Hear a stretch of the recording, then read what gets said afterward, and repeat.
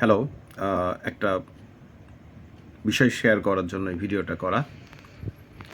আমার মেয়েকে আমি সন্ধ্যার সময় আজকে পড়াচ্ছিলাম। বেশ কিছু ভিন্ন ভিন্ন জিনিস, ছোট ছোট জিনিস, যেমন ছবি আঁকা বা হয়তো র্যান্ডম কিছু জিনিস, মানে শেখা বা পড়া, খেলতে খেলতে শেখা আর কি, ওরকম কিছু।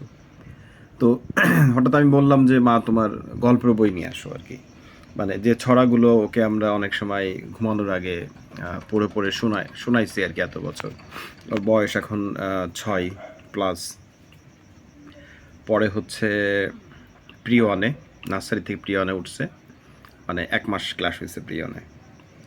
তো আজকে আমি যেটা করতেছিলাম, ওদেরকে এখন হচ্ছে বানান করে শেখার বয়স প্রায় হয়ে গেছে আর কি, বা ও যে ক্লাসে পড়ে সেই অনুসারে এখন বানান করে করে পড়বে আর কি।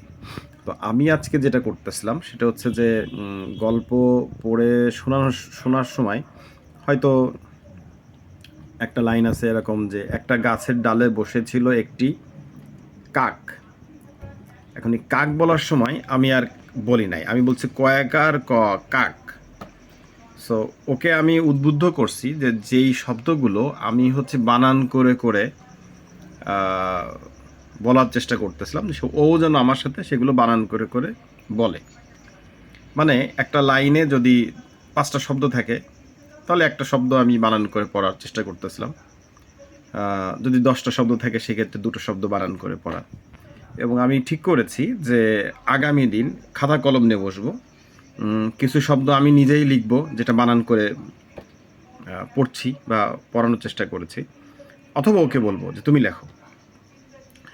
তো আমার মনে হয় যে এভাবে করে যদি শেখানো মানে চেষ্টা করি আরও 2-1 দিন, ও নিজে গল্প বই পড়তে আগ্রহী হবে নিজে নিজেই, এবং সেই সাথে নিজে নিজে কিছু লেখাও ওর প্র্যাকটিস করা হয়ে যাবে। মানে যেগুলো বানান করে করে আমার সাথেই পড়তেছে পারে, মানে 80% বানান করে এখন চেষ্টা করে পারে আর কি। অনেক সময় মানে যা হয় আর কি, বাচ্চারা বড় হচ্ছে, শিখছে, সো আগাচ্ছে।